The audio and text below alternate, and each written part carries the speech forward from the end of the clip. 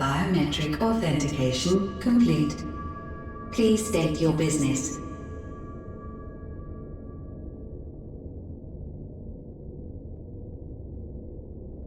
Acknowledged. Reinitializing Circus Tower systems. Searching for Elidibus entity.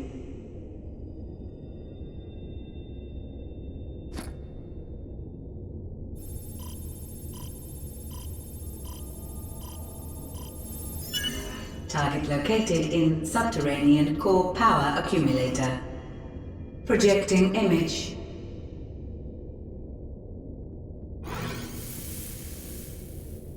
My home. My friends. No more than a dream. Oh.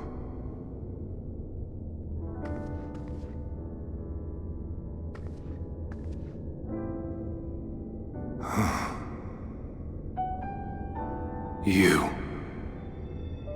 Why have you awakened me? I no longer sense those places beyond, or Lord Zodiac. You must explain all.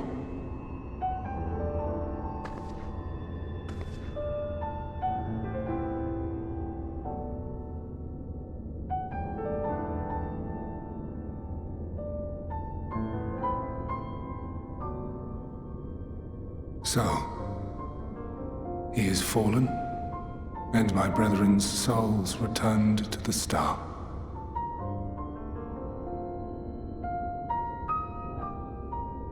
The doom we sacrificed so much to prevent is come again. Old burdens now yours to bear. But if this is Fandaniel's design, then I, as Elidibus, have a duty to fulfill. Your unsolicited act has restored to me some few memories of the convocation. Such knowledge as I have, I will share.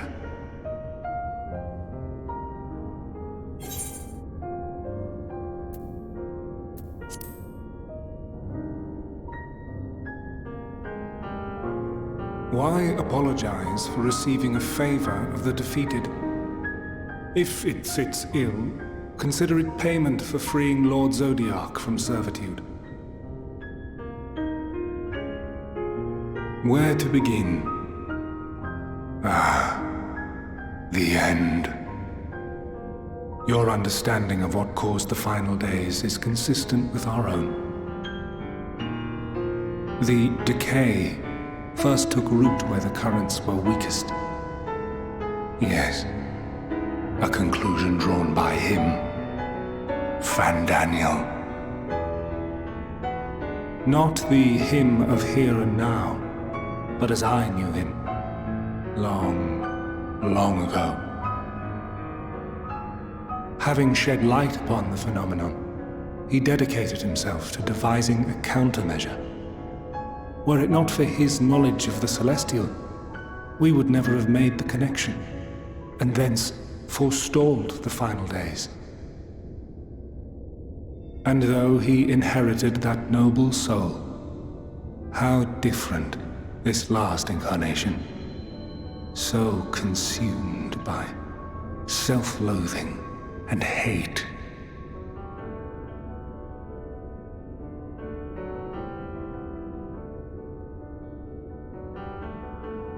Elpis.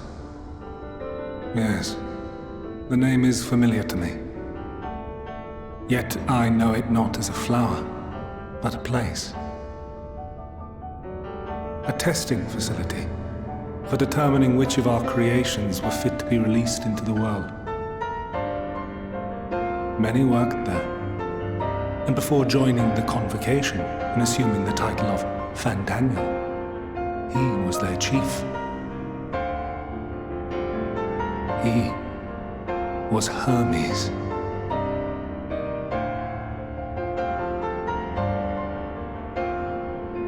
That is all I know. The crystals tell little of the lives the 14 led prior to their induction.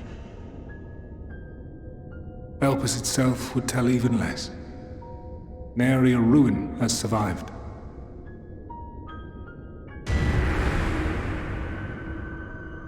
Wait. I saw you there. In Elpis. No. I did not. But I did. I did. A lingering trace of impossibility. And a truth that fills my heart.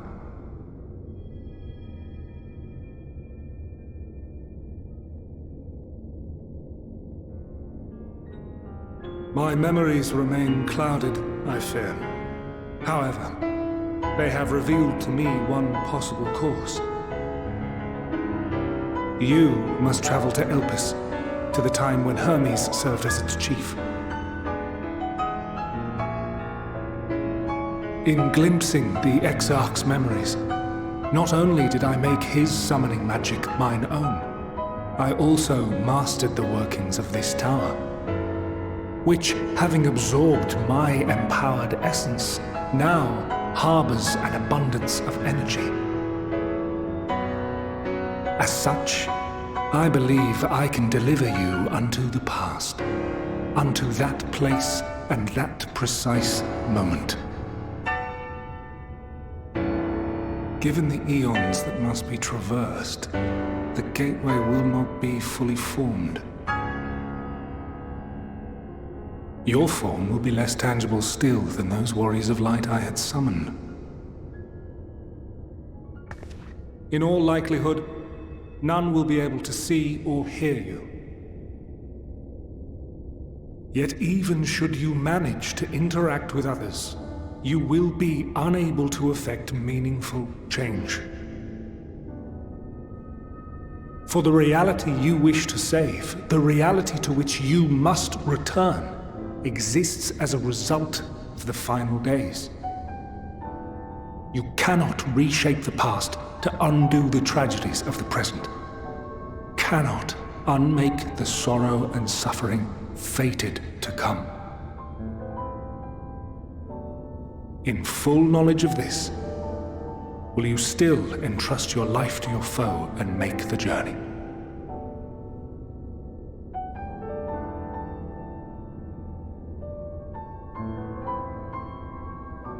Very well. I shall cast you unto the river of time.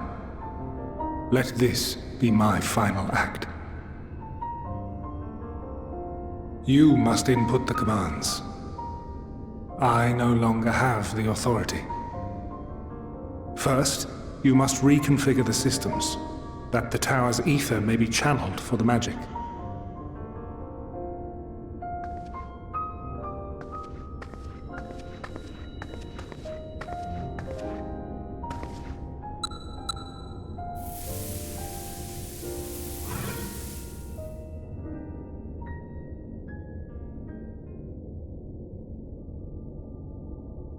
The preparations are complete. The gateway will soon open. Return at once to the ocular.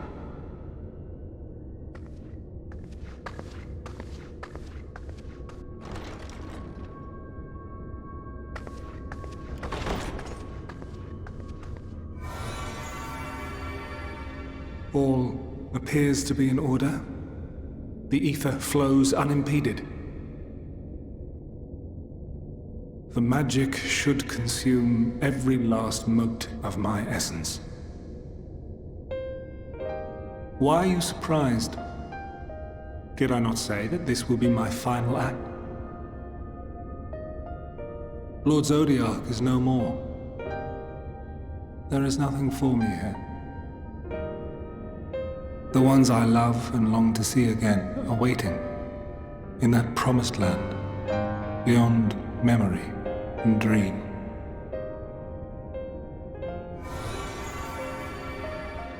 Now go, warrior of light. Go, and do not look back.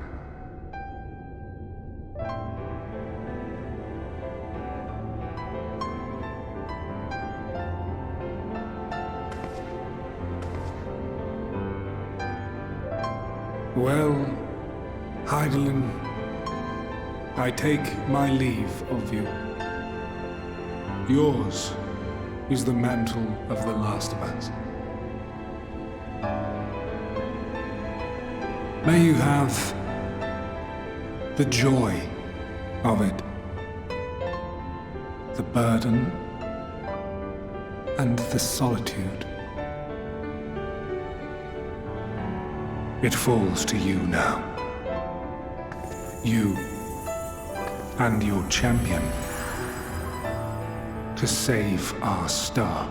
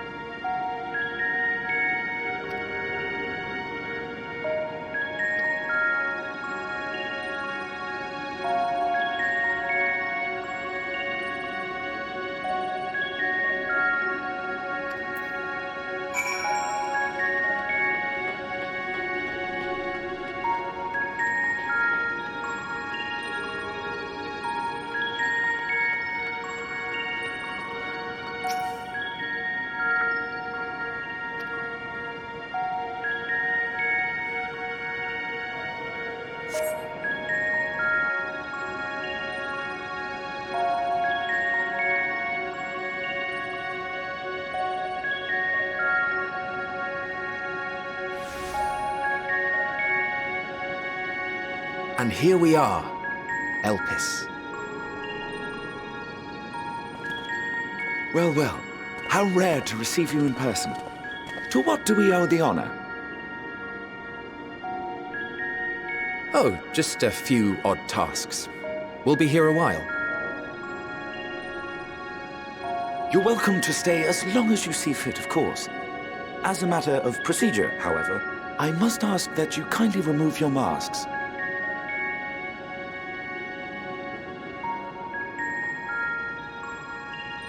Come now. Is this truly necessary? Surely you can tell who we are. Who you are, perhaps, but I am far less infamous.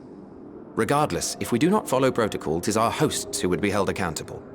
So, please, do favor us with your handsome face.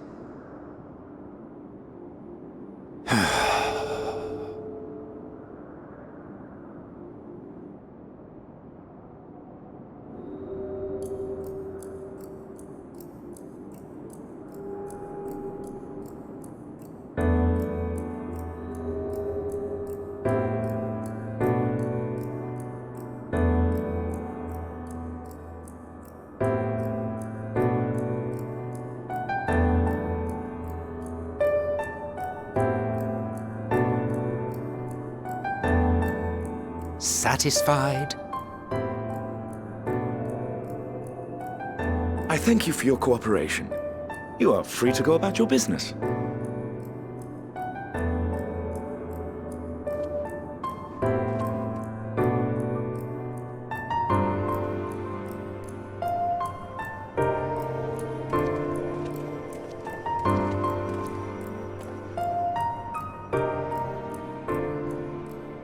By the by, you see it too, yes?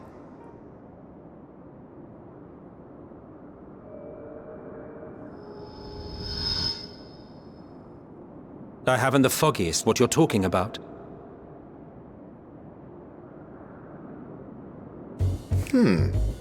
That's odd.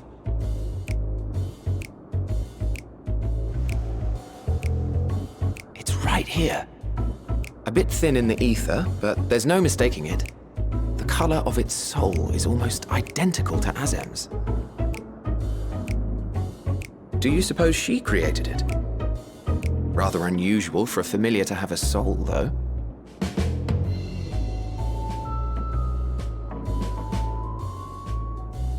Don't ask me. All I know is that it's trouble. Doubly so if it's her spitting image. So let's leave it be. Come now.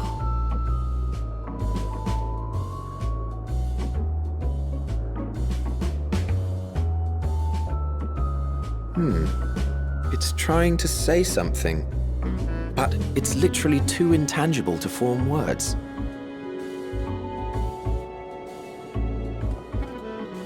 Why don't you give it some ether? Spare a snifter of your bounteous reserves.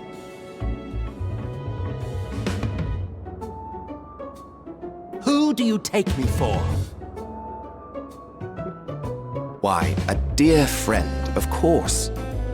One who wouldn't let acts of kindness, such as my accompanying him on errands to far-flung outposts, go unrewarded?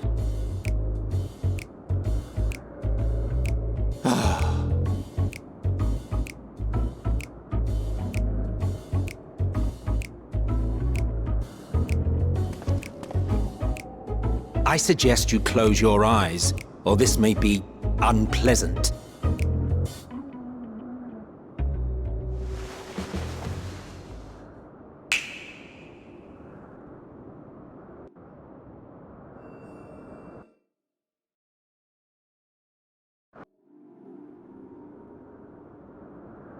You may open your eyes.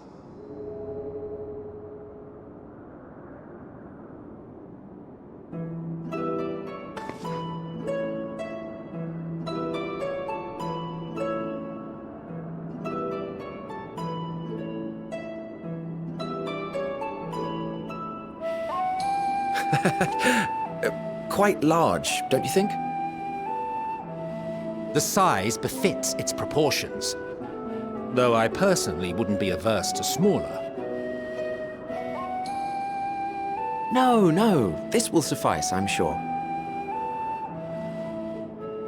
Without further ado then. Greetings! I am Hythlodaeus, Chief of the Bureau of the Architect.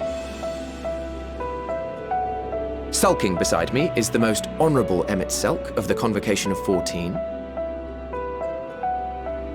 And how might we address you, my new friend?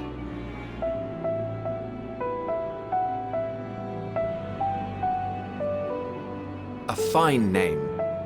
and I'm pleased to see you understand our words. So, tell us, whence have you come? The thinness of your essence suggests you weren't created here.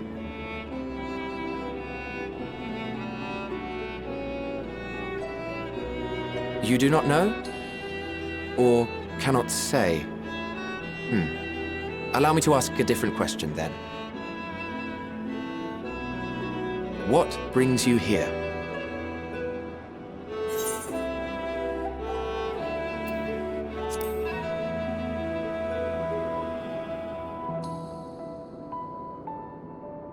Well now, the same as us. Perhaps Azim wished to come too, but had to settle for a familiar. If she truly wished to be here, then she would be. Right you are. My apologies if we've given offense. The two of us can discern the color of souls, you see, and yours happens to resemble that of a friend. And with your purpose matching our own besides, we jumped to a hasty conclusion. We are here to speak with Hermes, the chief overseer of this facility, which we also intend to tour in order to gain greater insight into the man's work. We, I say, though this is Emmett Selk's charge. I am here only to serve as his guide. And I should be happy to serve as yours as well, by way of an apology for the misunderstanding. Wait, are you suggesting that we bring it along on official business? This thing we know next to nothing about? If you harbor suspicions, better to keep it close than leave it to its own devices. Wouldn't you agree?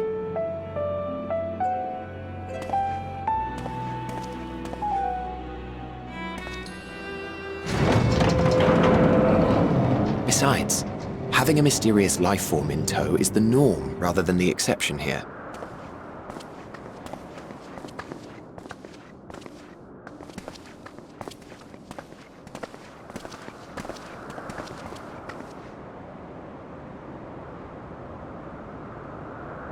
Welcome, my friends, to the testing ground of creation at Heaven's Edge, Elpis.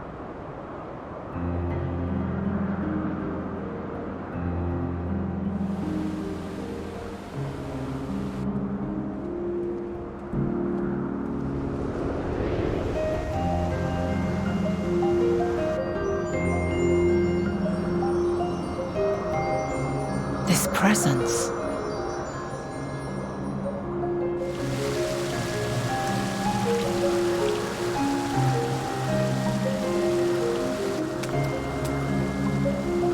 Hermes!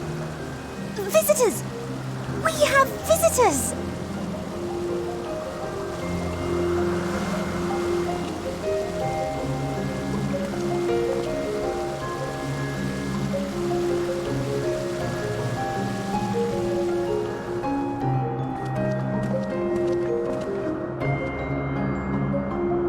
What secrets are you hiding, I wonder?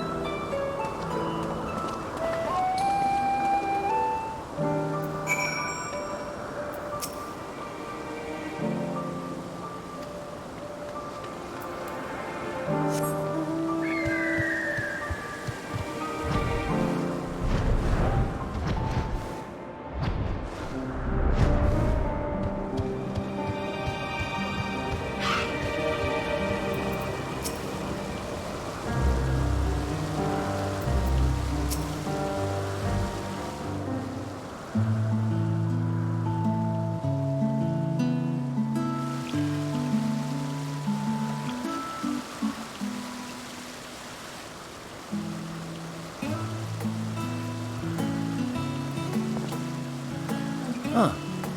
You are...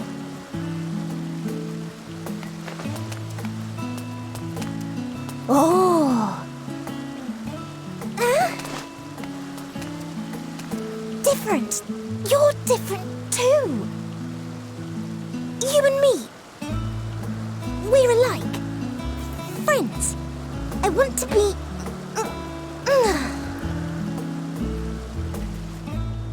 Wait. Please.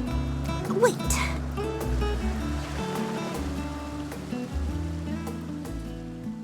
Greetings and salutations. Can you hear me?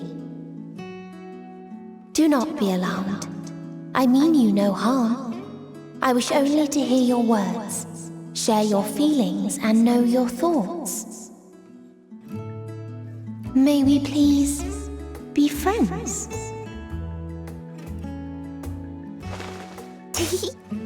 May we please be friends?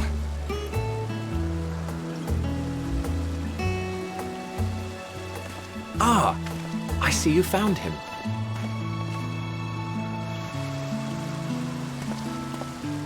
It's Ladeus. It's been a while. Too long, I think. Too long indeed for close collaborators. On this blessed occasion, I bring not only myself, but others who long to speak with you.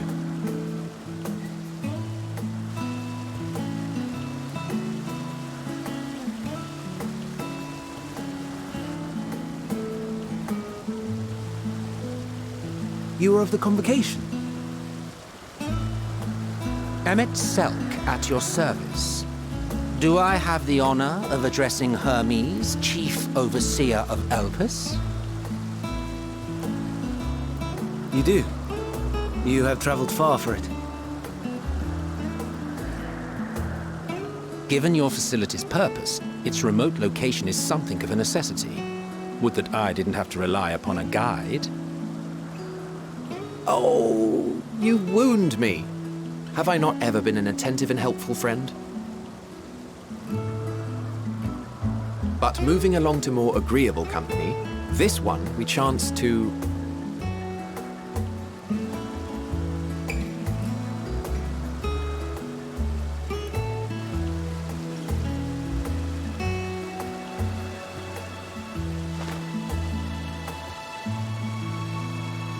Well, you certainly have her attention. Is she one of yours, Hermes?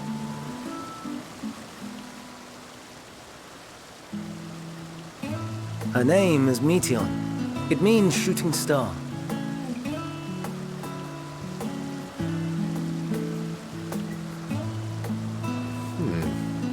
If I may make an observation, her ether is terribly thin. I fear she might dissipate at any moment. Nor do I believe you've made a submission to the Bureau. I would remember such a concept if you had. I haven't, as you say. I judged it too early. She's a pet project of mine, still undergoing preliminary testing. But rest assured that I will attend in person ere long. Very well. Being an authority on flying life forms, I appreciate that you are exacting in your work. I shall look forward to your submission. If we have finished with the perfunctory chit-chat, I would discuss official matters. By my coming, I trust you already anticipate the subject. I have an inkling, yes. Please wait to the main building yonder. I shall join you as soon as I've returned these creatures to their homes. What's wrong, Hermes? The Namastoma is missing.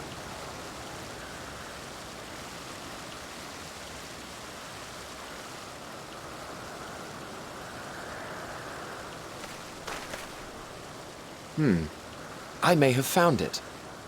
A creature with the self-same ether as those there, nestled in the boughs of a tree outside the grounds.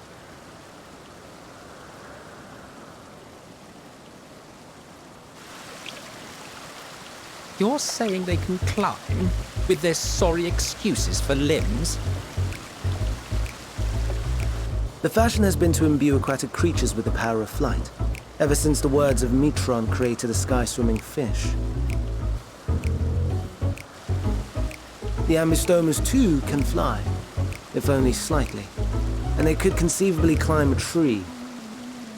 Whether they can come down safely, however... Excuse me.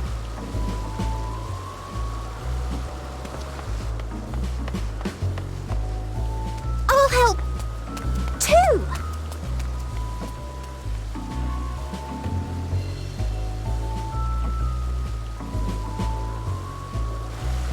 And what are we supposed to do with this lot?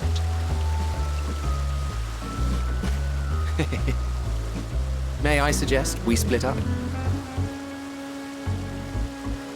If you would be so good as to assist Hermes, Emmett Selk and I shall keep an eye on these adorable creations in the meantime.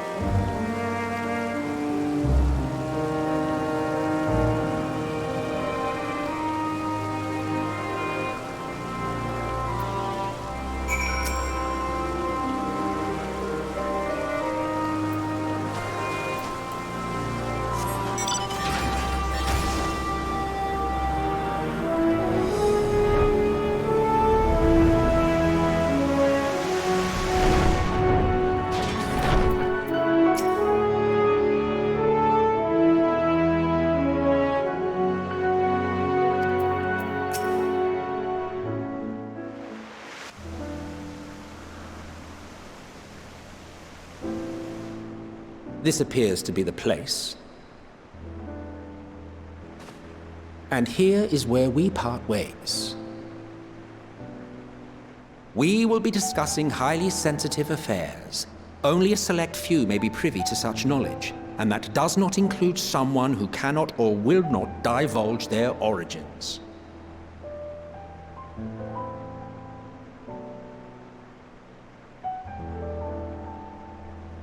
What? Will I have to remove you by force?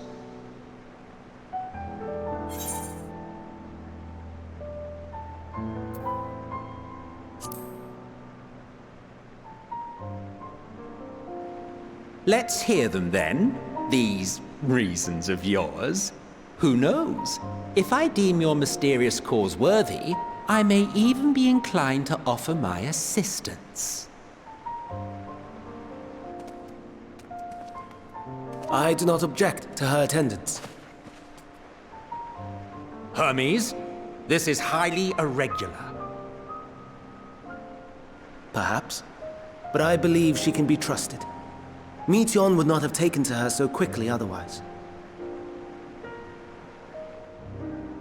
Moreover, the presence of a third party may help me to maintain composure.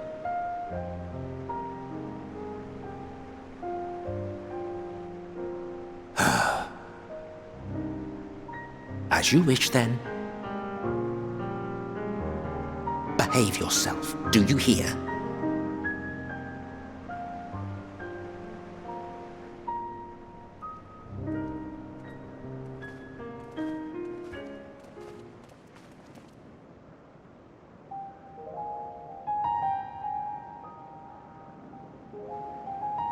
So, it's finally happened, then. Aye. Van Daniel has declared his intention to step down, and named you as his preferred successor.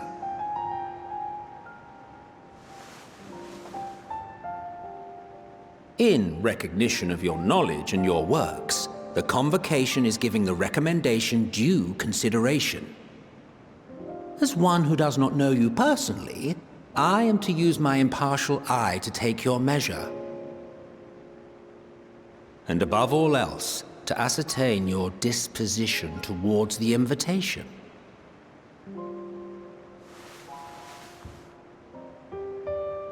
I understand that you and Van Daniel are close.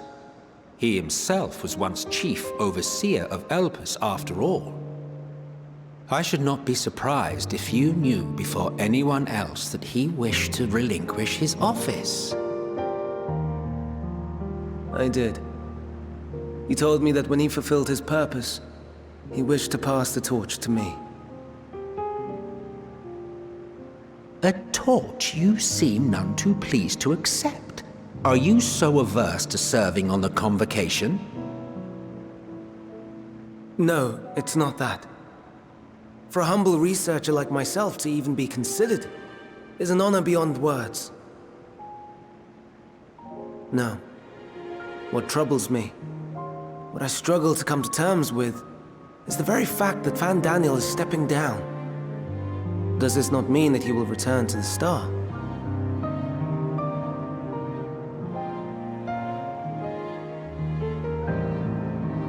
Of his own volition, yes. like so many others have before him. Return to the star? Does that mean die? Well now, that's not a word I hear often. Is that what you say here in Elpis? Mankind is the life of Aetheris. Each of us, a drop of blood flowing through its veins, bearing sustenance. In our finite time upon it, 'tis our duty to make it a better place, that all who call it home, now and in future, may abide in happiness. To that end, we have dedicated ourselves to the pursuit of enlightened creation. And by our efforts did we transform this once untamed wilderness into the peaceful paradise you enjoy today. To return to the star whence we came is a privilege afforded to we who have so loved and nurtured it. A choice embraced by those who have lived their lives to the fullest, in service to our world. And when they depart upon this journey, it is beautiful, always. The 14 are no exception. 'Tis believed no occasion is more felicitous than the fulfillment of one's duty. Our office becomes our lives, and to retire is to return, or so the majority of us hold. Some few have elected to eschew custom.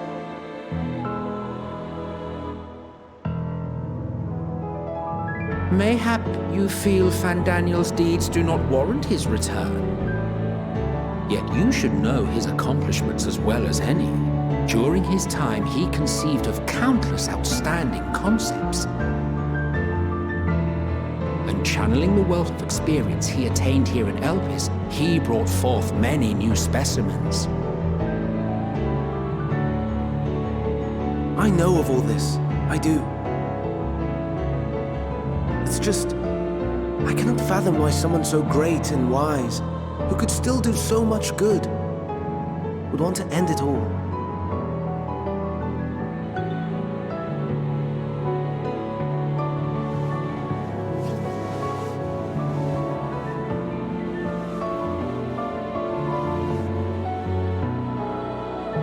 Oh no, I've made her upset. Forgive me. I know I requested your presence. Might I trouble you to take Meteon outside? A change of scenery would do her good.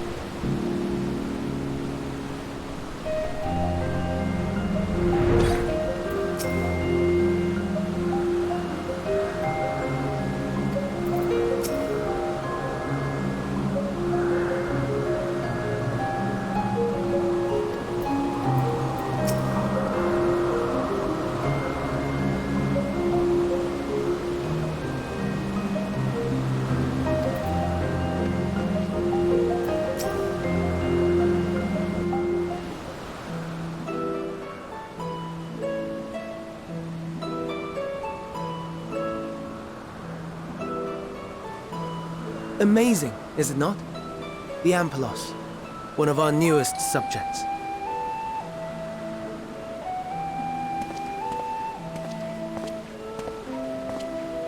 So, how are we coming along?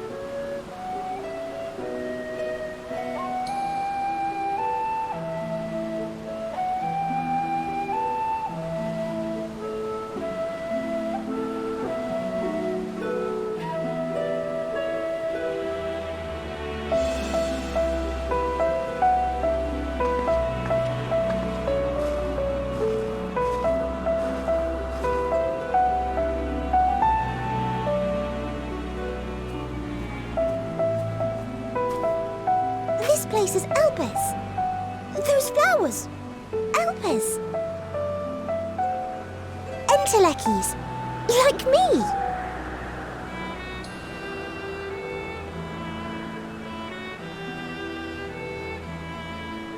They are a product of Elpis, and so named for their birthplace.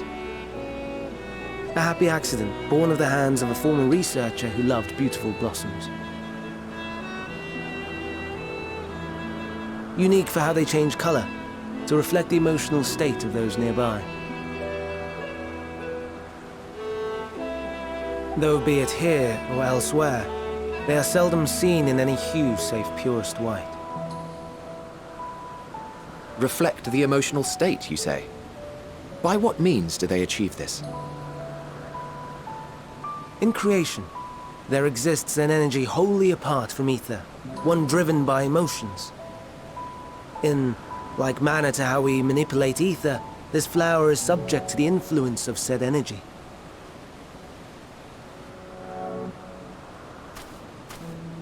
While it has no will of its own, it is sensitive to the prevailing emotion in the vicinity, and reacts by altering its color and vibrancy.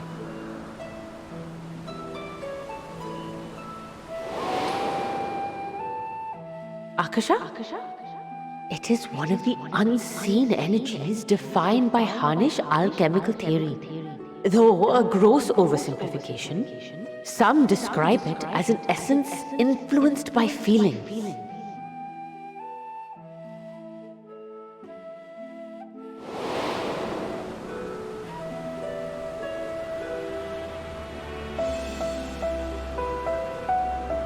Akasha. Though I'm not familiar with the term, your description suggests it is the self-same energy.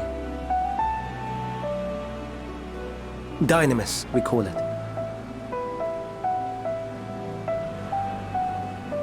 And those entities like the Elpis flower that have the ability to interact with this energy, converting emotions into tangible phenomena, are Entelekis.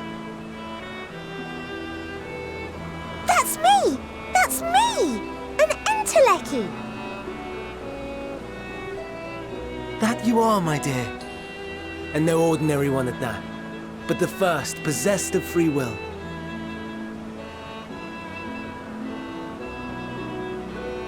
Wait! A form of energy other than ether? Dynamis? I've never heard of such a thing. Hardly surprising. Dynamis cannot be seen, much less felt. And though its existence has long been theorized, we had no proof until the flower's serendipitous creation. What's more, Dynamis is far weaker than ether. Under normal circumstances, its effects are drowned out by the latter. On account of which, beings comprised of and reliant upon the ether, like you and I, are unable to make practical use of Dynamis. 'Tis a truly esoteric thing, known to but a select few scholars. Intriguing. Then, given the limitations you described, why create Neteon?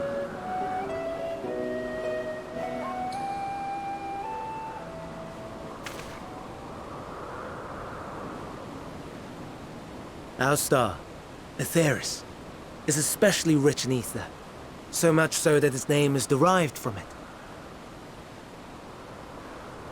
However, when we consider all energy in existence here and in the vast space beyond, Dynamis may account for as much as 68 0.3%. The more abundant form by far. Were we able to control it, we could open the door to limitless possibilities.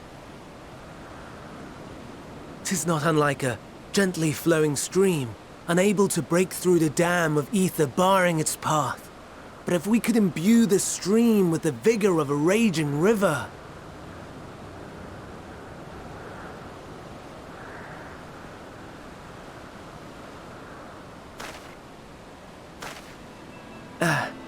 Not that I have such grand ambitions. Nay, I merely wish to create a being that could traverse the great expanse.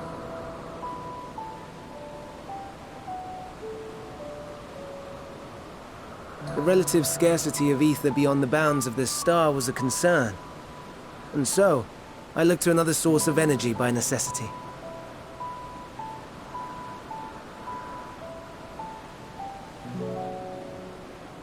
That being Dynamis. No wonder her ether is so thin. Precisely. Yours is thin too. Like an entelechy. Like me. So... are we the same? Entelecchies.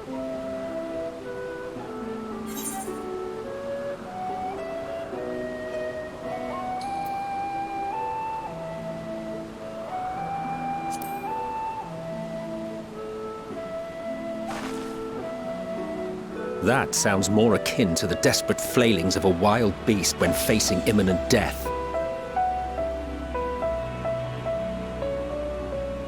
A deficit of ether alone does not an entelechy make. It would, however, make it easier for you to interact with Dynamis. And limited though its influence may be, this quality could prove the difference between victory and defeat. You'd do well not to underestimate it.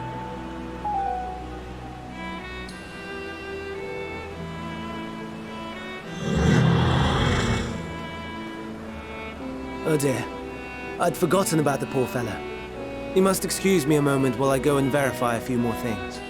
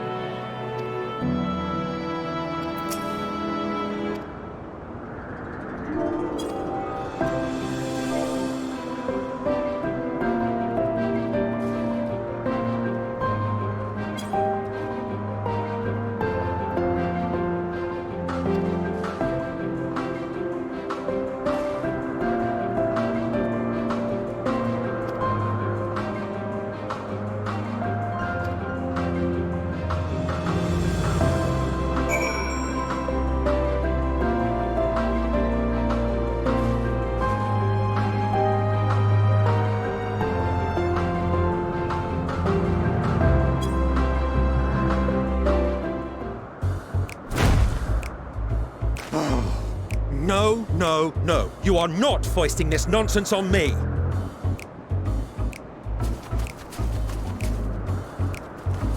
I'm given to understand you have the power to help the Charybdis, and should be quite willing to do so. And so I appeal to your better nature, most benevolent Emet-Selch. Please teach her to fly. Or else Hermes will transform. Right now.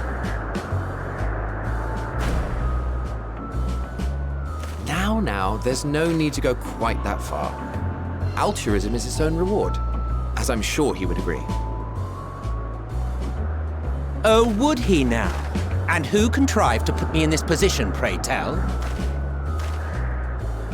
Nothing so devious. I merely suggested a possible course of action.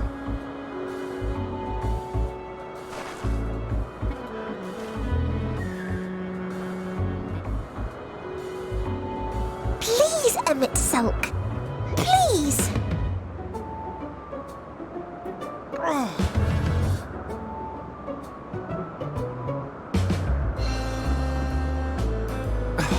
I did not come all this way to play nursemaid to your creations. I'd thank you to remember this favor and let it be the last.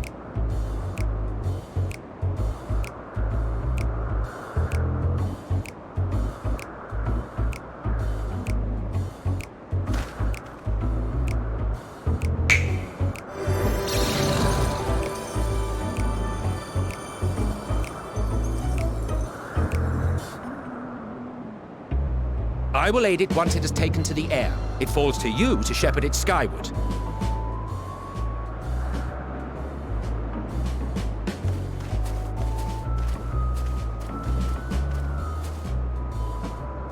Well, let's relax and enjoy the spectacle, shall we?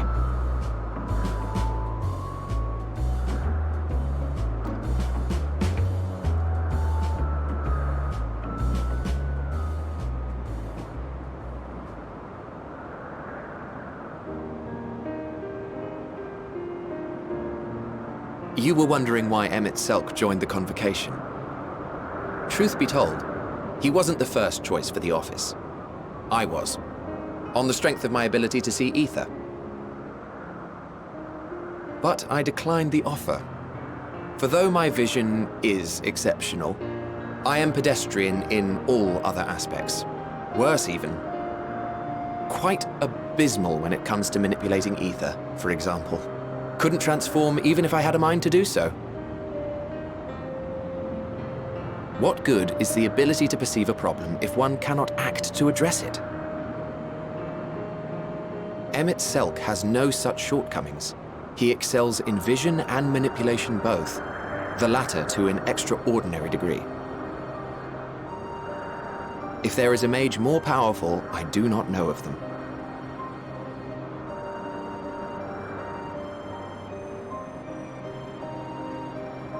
Thus did I recommend him for the office in my stead. And I wasn't the only one. Far from it. Countless others vouched for his skill and character. People the world over, to whom he had previously lent a helping hand. Oh, how surprised he was. Claimed he hadn't done anything remarkable for anyone. Modest to a fault. He deserved every bit of acclaim he received. Yet he may well have gone unappreciated were it not for a mutual friend. A singular soul who can't help but involve herself in the business of others. Where she walks, excitement is certain to follow. Her antics irritate Emet-Selch to no end. But much of his grumbling stems from genuine concern. When our friend calls, he never fails to answer and lend his talents.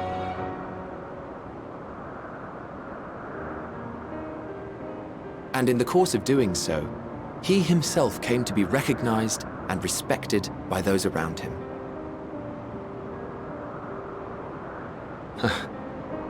They are truly remarkable individuals, and I'm proud to call them friends. To help them realize their dreams. This will be my greatest contribution to our world. And when they have fulfilled their respective purposes, so too shall I have fulfilled mine, and together we may return to the star. Look at me, spilling my innermost secrets. I can't seem to help it with you.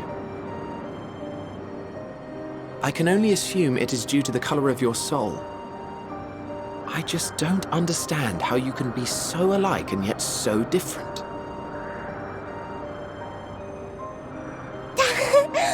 Well done, my pet. Well done!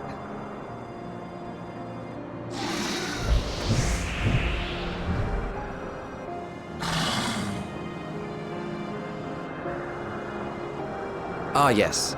I dare say the Charybdis will be fine here on. Why don't you go and signal to Emmett Selk?